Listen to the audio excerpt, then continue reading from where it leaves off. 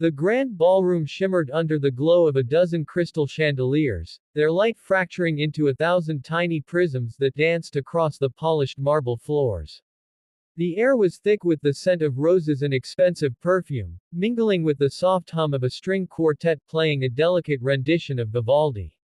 The wedding was the event of the season, a spectacle of wealth and power orchestrated by Jonathan Caldwell, the CEO of Caldwell Enterprises, a man whose name was synonymous with ruthless ambition and unshakable control. At 38, Jonathan was a titan in the tech industry, his company's innovations reshaping global markets. His bride, Vanessa, a statuesque former model with a cascade of golden hair, stood beside him, her smile as flawless as the diamond-encrusted gown that clung to her frame.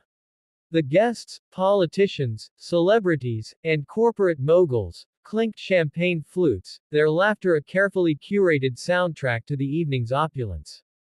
But beneath the veneer of perfection, a storm was brewing, one that would unravel in ways no one could have predicted.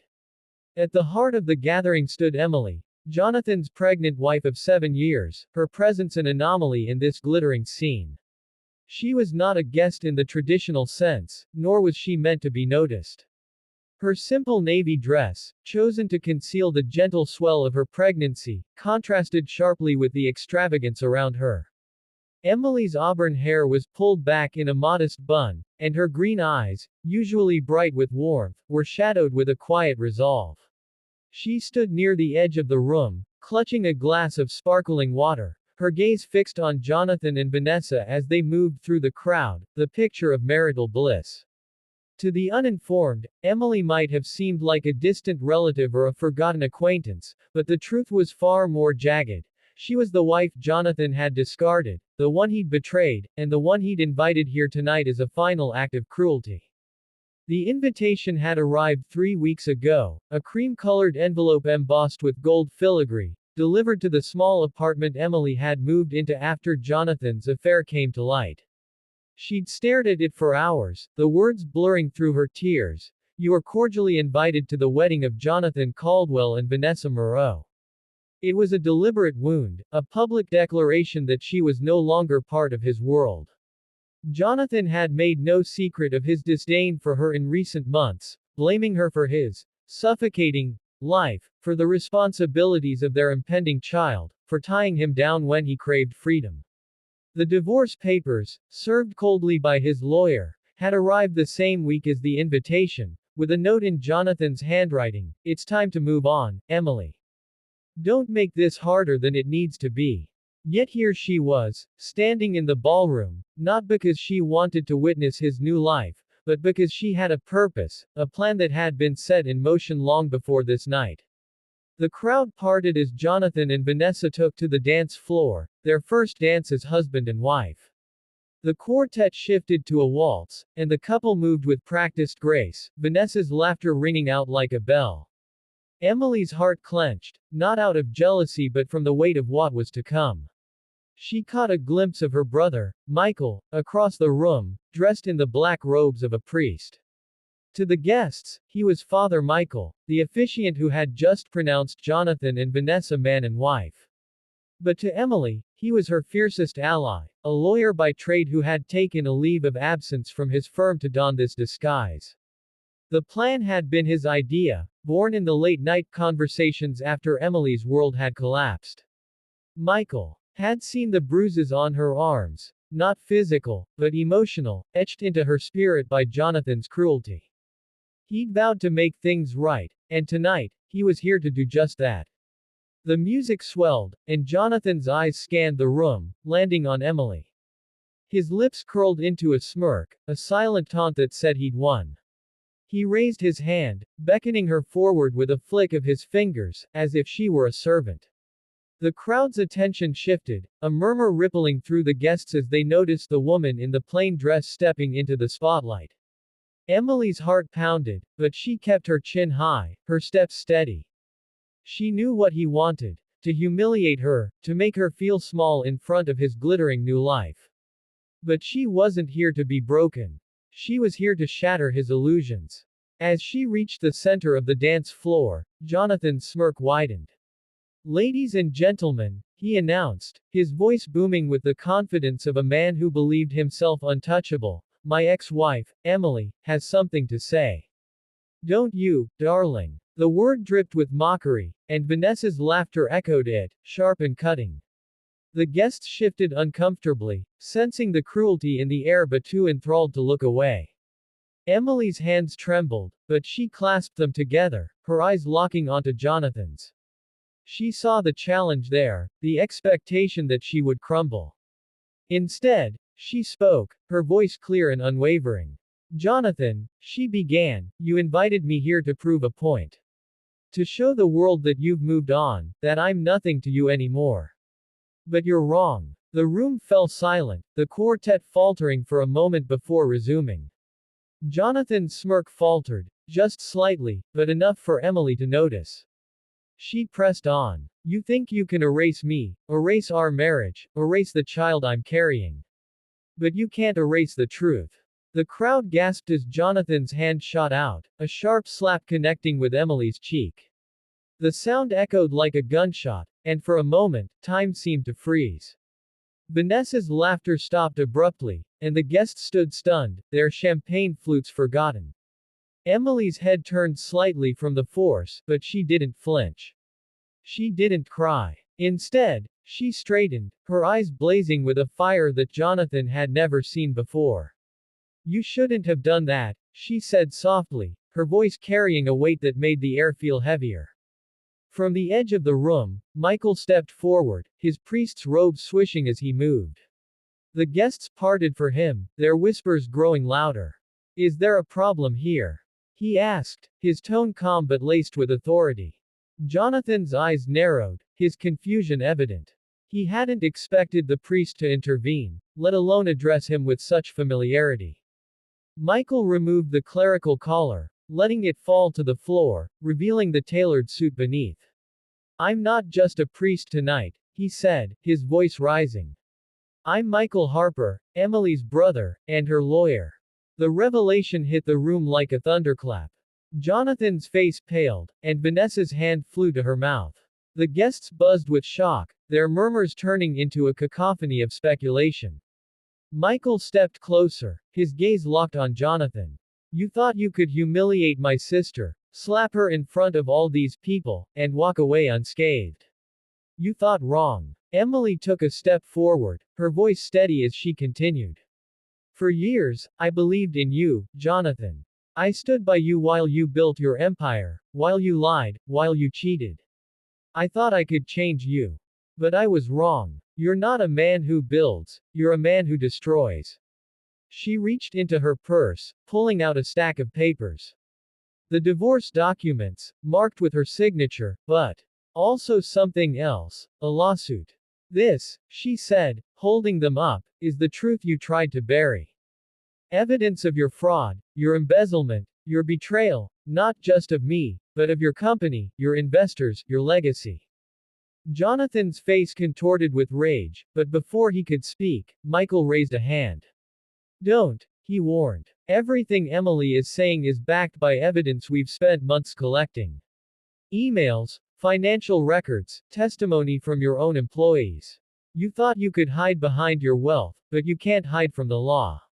The guests were no longer whispering, they were openly staring, some pulling out their phones to record the unfolding drama. Vanessa clutched Jonathan's arm, her face a mask of panic. What is she talking about? She hissed, but Jonathan didn't answer. His eyes were fixed on Emily, the woman he'd underestimated, the woman he'd tried to break.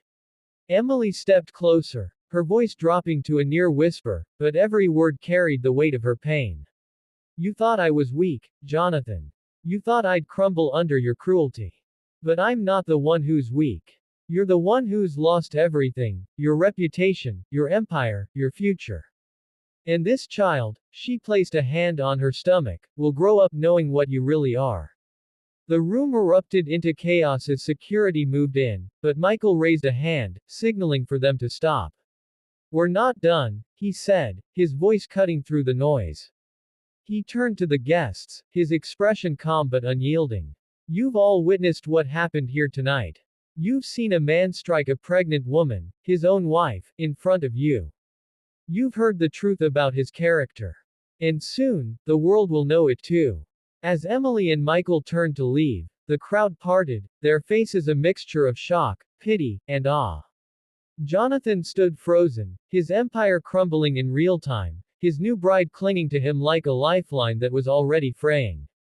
Emily didn't look back. She didn't need to. The slap had been his final mistake, the catalyst that would bring his world crashing down. And as she stepped out into the cool night air, her brother's arm around her shoulders, she felt something she hadn't felt in months. Freedom. https://www.youtube.com/watch. V = 40 df16 tqpfi. The wedding was supposed to be a celebration, a sacred union sealed under the soft glow of candlelight and the murmured blessings of gathered loved ones. The venue, a quaint stone chapel nestled in the countryside, buzzed with anticipation as guests settled into their seats, their whispers blending with the faint hum of organ music. The bride, radiant in a flowing gown that hugged her gently swelling belly, stood at the altar, her eyes shimmering with a mix of joy and nervous excitement. The groom, a sharply dressed CEO whose name commanded boardrooms and headlines alike, stood beside her, his smile polished but betraying a flicker of unease. Presiding over the ceremony was the priest, a man with a calm demeanor and a face that seemed to carry the weight of unspoken truths. Few in the room knew that the priest was not just a man of the cloth but also the bride's older brother, a lawyer by trade, who had donned the robes for this deeply personal occasion. The air was thick with emotion, but beneath the surface, something darker simmered, waiting to erupt. As the ceremony progressed, the priest's voice carried the familiar cadence of ritual, guiding the couple through their vows.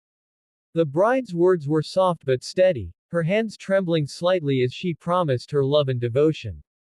The groom's response was crisp, almost mechanical, as though he were delivering a presentation rather than pledging his heart.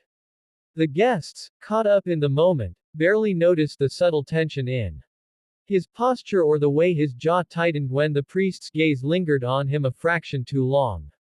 The priest, whose legal mind was as sharp as his spiritual convictions, seemed to sense something amiss, though he pressed on, his voice unwavering. He spoke of trust, of partnership, of the sacred bond that would carry the couple through life's trials. Yet, even as he spoke, the atmosphere in the chapel grew heavier, as if the walls themselves were bracing for what was to come. The turning point arrived during the exchange of rings, a moment meant to symbolize unity. The bride, her fingers slightly swollen from pregnancy, fumbled with the groom's ring, a nervous laugh escaping her lips. The groom's smile faltered, and in a flash, his hand shot out, striking her across the face with a sharp slap that echoed through the silent chapel. Gasps erupted from the guests, chairs creaking as people leaned forward in disbelief. The bride stumbled back, her hand flying to her cheek, tears welling in her eyes. The groom's face twisted into a mask of regret and defiance, his voice low as he muttered something about her clumsiness being an embarrassment. The room froze, the weight of the act hanging like a storm cloud. The priest, his face a storm of barely contained fury, stepped forward, his robes billowing slightly as he positioned himself between the couple. What no one expected was the priest's next move. With a calm that belied the fire in his eyes, he removed his stole, folding it deliberately and placing it on the altar. "This ceremony is over," he said, his voice cutting through the stunned silence like a blade. The guests murmured, confused, as the priest turned to the groom, his gaze unyielding. "You will not lay a hand on my sister again," he said, his tone low but laced with steel. The revelation landed like a second blow. The priest was the bride's brother, a fact known only to a few close family members. Whispers rippled through the crowd, but the priest, now shedding the veneer of his clerical role, spoke again, his voice carrying the authority of a courtroom. "You've shown your true colors, and I will not stand by while you harm her or her child." The groom, his face flushed with a mix of shame and arrogance, attempted to salvage the moment. "This is none of your business," he snapped, his voice rising. "She's my wife now, and I'll handle her as I see fit." The words were a mistake, igniting a firestorm in the priest-lawyer's eyes. Stepping closer, he lowered his voice to a dangerous whisper, audible only to those nearest the altar. You may run a company, but you don't run her. And you certainly don't run me. The bride, still clutching her cheek, looked between the two men, her expression a mix of fear and dawning resolve. The guests, caught in a surreal tableau, waited for what would happen next, their eyes darting between the trio at the altar. The priest turned to his sister, his voice softening but firm. You don't have to do this, he said. You don't have to marry him. Not now, not ever. The bride's eyes widened, her breath catching as the weight of his words sank in. The groom, sensing the tide turning against him, grabbed her arm, his grip tight enough to make her wince. Don't listen to him, he hissed. We're finishing this. But the priest was faster, stepping forward and placing a hand on the groom's wrist, his grip unyielding. Let go of her, he said, his voice a low growl. Now. The groom hesitated, his eyes flickering with uncertainty, then released her arm, stepping back as if burned. The chapel erupted into chaos. Some guests stood, shouting, while others remained frozen, unsure whether to intervene or flee. The bride's mother, seated in the front row, rushed to her daughter's side, wrapping her in a protective embrace. The groom's colleagues, recognizable by their tailored suits and uneasy expressions, exchanged glances, clearly torn between loyalty to their boss and horror at his actions. The priest, now fully in his role as protector and advocate, turned to the congregation, his voice rising to command attention. This man has shown who he is, he said, pointing at the groom. And I will not let my sister, or her unborn child, be bound to someone who would raise a hand against her. The groom, his composure unraveling, shouted back, accusing the priest of overstepping, of ruining what should have been a perfect day. But his words fell flat, drowned out by the growing murmur of disapproval from the guests. The bride, her face streaked with tears, looked at her brother, then at the groom, and finally at the ring still clutched in her hand. In a moment of quiet defiance, she let it fall to the floor, the soft clink of metal against stone louder than any shout. I'm done, she whispered, her voice barely audible but resolute. The groom's face contorted in rage, but before he could speak, the priest stepped forward again, his legal training taking over. You've committed assault in front of dozens of witnesses, he said, his voice steady and precise. And I will ensure you face the consequences, both legally and socially. The groom scoffed, but the weight of the priest's dual authority, as a man of faith and a man of law, was undeniable. The bride, bolstered by her brother's unwavering support, straightened, her fear giving way to strength. I want out, she said, louder this time, her voice carrying to the back of the chapel. The guests, many of whom had been silent, began to clap, a slow, hesitant applause that grew into a wave of support. The groom, realizing he was losing control, stormed out of the chapel, his entourage trailing behind him. The bride, surrounded by her family, collapsed into her brother's arms, sobbing but free. The priest, his robes now a symbol of both spiritual and familial duty, held her tightly, whispering words of comfort. The guests, still reeling from the spectacle, began to disperse, their whispers a mix of shock and admiration for the priest who had turned a sacred ceremony into a battleground for justice. In the days that followed, the incident made headlines, the CEO's reputation crumbling under the weight of public outrage. The bride, with her brother's legal expertise guiding her, filed for an annulment and pressed charges, her courage inspiring others to speak out. The priest returned to his law practice, his brief return to the pulpit a reminder that justice, like faith, demands action. The chapel, once a place of celebration, stood quiet, its walls holding the memory of a day when love was tested, and truth prevailed.